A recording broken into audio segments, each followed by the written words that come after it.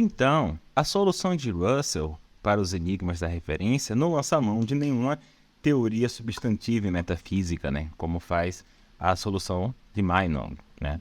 Lembra que no vídeo sobre sentido e referência eu falei que Meinong supõe que todo objeto de discurso tem ser, mas que alguns não têm existência, né? Então, desse modo, quando eu falo o rei da França não existe, eu estou simplesmente falando de algo que tem ser, subsiste, que é o rei da França, que ele não existe. Mas essa solução ela demanda uma teoria metafísica muito forte, né? Que o Russell está abrindo mão aqui. Do mesmo modo, a solução de Russell não lança mão nem sequer de uma teoria muito substantiva em filosofia da linguagem, como a de Frege, né? Frege faz uma distinção entre sentido e referência que o possibilita, por exemplo, resolver o enigma de Frege, falando, ó, essa identidade aqui, elas têm a mesma referência, mas têm sentidos diferentes, né? O que está por trás da solução proposta por Russell é a ideia de que, às vezes, pensamos que existem problemas filosóficos onde apenas há confusão linguística. E em casos como esse, caberia ao filósofo desfazer a confusão linguística, exibindo a forma lógica subjacente das declarações em linguagem natural, né? Então, a consideração da forma lógica das declarações mostraria que os problemas que a forma gramatical nos leva a crer que existem, de fato não existem, né? Ou seja, em vez de resolver os problemas, os filósofos apenas os dissolveriam através da análise lógica da linguagem, né? E o diagnóstico de Russell é exatamente esse, é que os enigmas apenas se colocam quando aplicamos princípios de referência singular a expressões que não são expressões singulares, que no caso, descrições definidas, mas que esses enigmas desaparecem assim que desfazemos essa confusão no uso da linguagem, né? Então, por isso que Russell chama os enigmas de enigmas, né? Puzzles ou quebra-cabeças. Ele nunca usa o termo problemas, porque ele acha que esses não são problemas reais, mas apenas resultado de confusão linguística. Ou seja, por isso esses problemas não precisam ser resolvidos. Eles precisam apenas ser dissolvidos pela análise lógica da linguagem. Tá? Então, Russell defende que uma sentença contendo uma descrição definida, como o rei da França é careca, ela não tem a forma sujeito e predicado. Quer dizer, ela tem essa forma apenas superficialmente, né? Ou seja, essa é a sua forma gramatical, né? Gramaticalmente, o sujeito de o rei da França careca é o rei da França e o predicado é careca. Mas sua forma lógica é realmente a conjunção daquelas três sentenças quantificadas, né? Então, a forma lógica de o rei da França é careca, ela não é CR, né? Ou seja, vamos dizer que aqui é o rei da França que é careca, não é o ponto e C é X é careca e R denota o rei da França.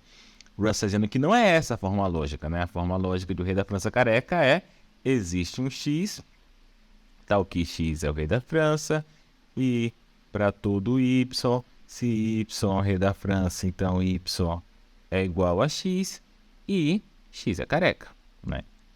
Certo? Então, o ponto interessante é que, se você notar bem, essa expressão não fala de nenhum indivíduo em específico, né? O que ela fala somente são propriedades, quantificadores e variáveis, ou seja, o termo singular desaparece na análise, né? Ou seja, é uma consequência dessa análise que, primeiro, descrições definidas não são termos singulares, realmente termos singulares. Em segundo lugar, descrições definidas não têm significado isoladamente, né? Não tem nada aqui nessa sentença que é a descrição definida. Isso aqui é a paráfrase da sentença como um todo, mas nada aqui é a descrição definida, né? Então, descrição definida só faz sentido dentro de sentenças completas. Além disso, de acordo com a teoria, as propriedades lógicas de uma sentença que contém uma descrição definida não são imediatamente visíveis, né? Elas não são visíveis na forma gramatical da sentença. Elas só são visíveis quando a gente parafraseia corretamente a sentença, né? Então, a princípio, a forma lógica de uma sentença é sua tradução na linguagem, na lógica de primeira ordem, né? E essa tradução revelaria suas características lógicas e semânticas, né? Eu fui procurar um pouco mais de informação sobre a noção de forma lógica e eu tava dando uma olhada no livro Logical Form, Between Logic and Natural Language. Esse daqui, ó, que é do Andrea Iacona, né? Esse livro saiu pela coleção Springer Library Studies. Achei bem legal esse livro, na verdade. E o André Iacona é um homem, né? É professor de lógica na Universidade de Turim. Então lá ele fala assim que essa ideia de forma lógica, ela é utilizada para tentar responder 4 coisas, né? Primeiro, a ideia de que as propriedades lógicas de uma sentença dependem da sua forma lógica. 2, o próprio significado linguístico da sentença depende da sua forma lógica. E a forma lógica da sentença não é visível na sua estrutura de superfície, ou seja, na sua forma gramatical. E 4, a forma lógica ela é exibida quando a gente parafraseia essa sentença numa linguagem logicamente perfeita. Tá? Então, essas 4 teses que estão por trás dessa ideia de forma lógica. Né? Sobre a gente pode dizer o seguinte, que as propriedades lógicas de uma sentença dependem da sua forma lógica porque a explicação formal de validade de argumentos que contém aquela sentença envolve a representação formal daquela sentença. Né? Então, por exemplo, a inferência a lua é fria, logo há menos de 2 luas, parece ser válida, né? Porque o artigo ou no caso a, parece supor que só há uma lua, né? Mas se a forma lógica de a lua é fria fosse f de L, a gente não consegue aqui derivar que há menos de 2 luas. Né? Ou seja, para todo x, para todo y, se x é lua, y é lua, x igual a y. Mas a gente consegue derivar essa sentença se a gente parafrasear a lua é fria como existe um x, tal que x é a lua para todo y. Se y é a lua, y é igual a x e x é fria. Se a gente parafrasear isso, a gente consegue derivar, mais ou menos é o que diz o segundo conjunto, né? Que para todo y, se y é igual a lua, então y é igual a x, porque só tem uma lua. Né? Sobre 2, a gente pode falar do princípio da composicionalidade, né? Que orientou a análise de sentenças de Frege. Né? Esse princípio diz o seguinte, olha, o significado de uma expressão completa é determinado por sua estrutura, a estrutura da proposição, e pelo significado dos constituintes daquela proposição, né? Então, a ideia aqui seria que a forma lógica de uma sentença exporia sua estrutura, né? Que seria relevante, então, para determinar seu significado. Né? Sobre 3, a gente pode dizer que a análise de sentenças completas em função... Né? A análise de Frege, né, de uma sentença como função e argumento, já pressupõe que há diferenças entre a forma gramatical e a forma de linguagem. Né? Se a gente pegasse essa sentença aqui, João ama Maria. Né? O sujeito é João, o predicado é ama Maria. Só que na análise de Frege, aqui fica ama JM. Né? Então, há diferenças entre a forma lógica, né? Já se a gente está seguindo Frege e analisando uma proposição como função e argumento, há uma diferença aqui, porque aqui é uma função com 2 argumentos, enquanto o predicado, a análise sujeito-predicado é diferente. Né? Então, há essa diferença e a análise de Russell só aumenta, né? Só explicita. Olha, há muito mais diferença do que a gente pensava. Né? E sobre 4... muitos trabalhos de filósofos foram inspirados pelo pensamento de que sentenças devem ser parafraseadas em uma linguagem logicamente perfeita, né, para elucidar sua forma lógica. Então, uma linguagem logicamente perfeita é uma linguagem tal que, para cada modelo, pelo menos, né, vamos pensar aqui depois de Tasker, as condições de verdade de cada sentença naquele modelo é completamente determinada por sua estrutura semântica e refletida na sua estrutura sintática. Né? A ideia aqui, então, é que significado está relacionado com condições de verdade, né? E a linguagem natural, obviamente, ela não é logicamente perfeita, porque pelo menos por 3 razões, né? A linguagem natural é imprecisa, por exemplo, existem predicados vagos, né? Por exemplo, X é careca, né? Se alguém tá no limite entre ser careca ou não, parece que, né? X é careca e X não é careca, não tem valor de verdade definido, porque esse é um caso limite. Em segundo lugar, a linguagem natural, ela tem ambiguidades, né? Ambiguidades na sua estrutura sintática, né? Então, quando eu falo todo mundo ama alguém, todo mundo ama alguém, isso daqui é ambíguo entre. Para todo x, existe um y tal que x ama y, né? Que é geralmente o que a gente pretende dizer quando a gente diz isso. E existe um x tal que para todo y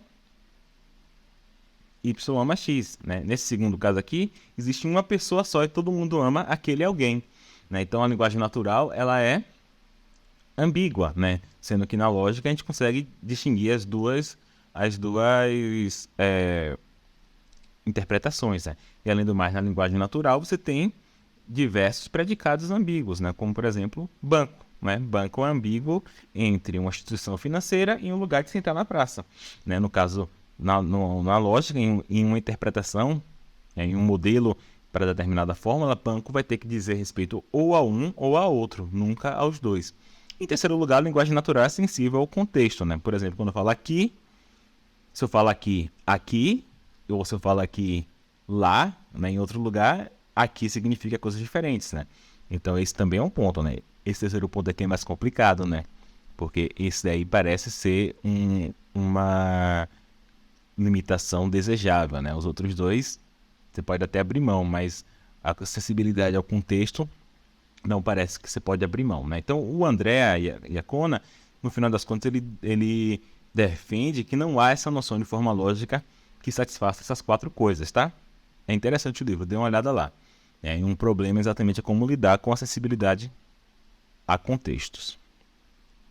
Então, as descrições definidas não seriam realmente termos singulares porque elas abreviam expressões quantificadas, né? Ou seja, expressões gerais. Por outro lado, elas ainda pretendem designar um indivíduo, né? Quando eu falo o meu irmão, eu pretendo falar do meu irmão, né? Quando a descrição designa um indivíduo que ela pretende designar, a gente pode até falar que ela denota, tá? Mas a discussão dos enigmas mostra que as descrições definidas não se relacionam à sua denotação, né? Aquilo que ela denota por mera rotulação, né? O que talvez seja o caso para nomes próprios. Né? Uma descrição definida ela denota por descrever, né, de maneira cada vez mais específica um indivíduo no mundo. O X tal que X foi aluno de Sócrates, X foi professor de Aristóteles, X escreveu a República, né? Já sabe que eu estou falando de Platão. Então, a descrição definida ela vai descrevendo um indivíduo na esperança de pegar um e somente um indivíduo, né? A gente pode ter uma metáfora aqui, né? Quando você denota usando um rótulo, é como pescar com a vara, né? Você mira um peixe diretamente e pega um peixe, né? Quando você denota usando uma descrição definida, é como pescar com a rede, né? Você lança a rede, né? Você lança a descrição e você pega quem quer que esteja dentro da descrição. Você pode não pegar nada, você pode pegar mais de um.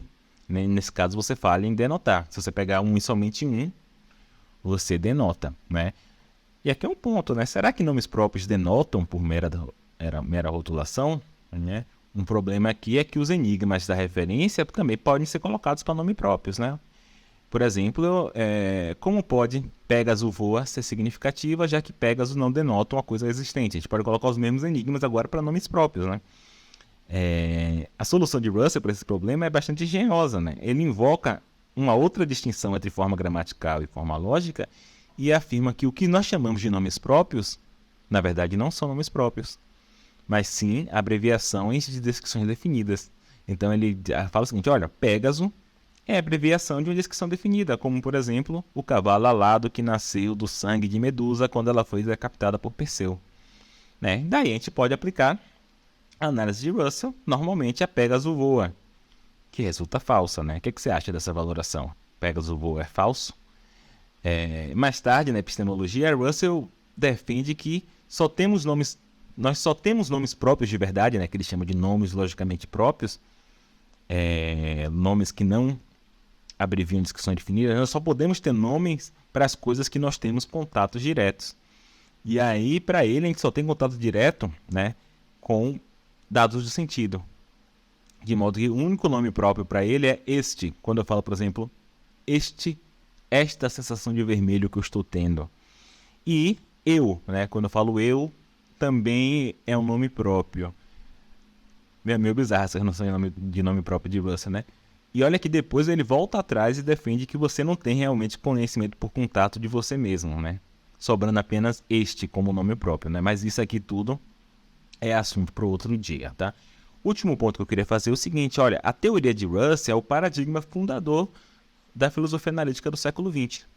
Essa ideia de dissolver problemas filosóficos a partir da análise lógica da linguagem foi a força motriz da filosofia analítica na primeira metade do século XX. E, além disso, esse estudo, essas diferenças de modos de denotar, por exemplo, entre descrições definidas e outros termos singulares, né, como nomes próprios, demonstrativos, é um assunto que é recorrente até hoje, né? Então, por exemplo, a análise de Russell das descrições definidas resultou em várias outras tentativas de análise, como, por exemplo, a teoria das sentenças de ação de Davidson. Mas eu queria salientar aqui outro uso da análise lógica da linguagem por Quine, né? Quine estava aqui. Aqui, Quine. Quine pensa que a forma lógica de uma sentença revela seu compromisso ontológico. Uma forma lógica de uma teoria, por exemplo. Então, de acordo com Quine, a gente tem que ter uma teoria, a gente deve formalizar ela, regimentar ela na linguagem de primeira ordem, e aí os compromissos ontológicos daquela teoria são as entidades percorridas pelos quantificadores existenciais daquela teoria, né? E sobre o segundo ponto, das diferenças de denotação, modos de denotar, eu já falei, né, que o próprio Russell utiliza isso aí na epistemologia dele, mas isso volta bastante, né? Então, por exemplo, esse meu artigo aqui, que saiu pela Disputatio, mas pela Disputatio, que é uma revista portuguesa, eu tento utilizar esse modo de denotar diretamente, que seria do nome próprio, ou do indexical demonstrativo, e o modo de denotar por descrição para descrever dois tipos de teorias, né, para formalizar dois tipos de teorias sobre memória, né? A ideia de que a memória é um contato direto com o passado, e a ideia de que a memória é um contato indireto, intermediado por imagens mentais, né? Então, essa noção, modos de denotar também, ela é importante até hoje. Tá, gente? Então é isso. Outro dia a gente conversa de novo. Tchau, um abraço.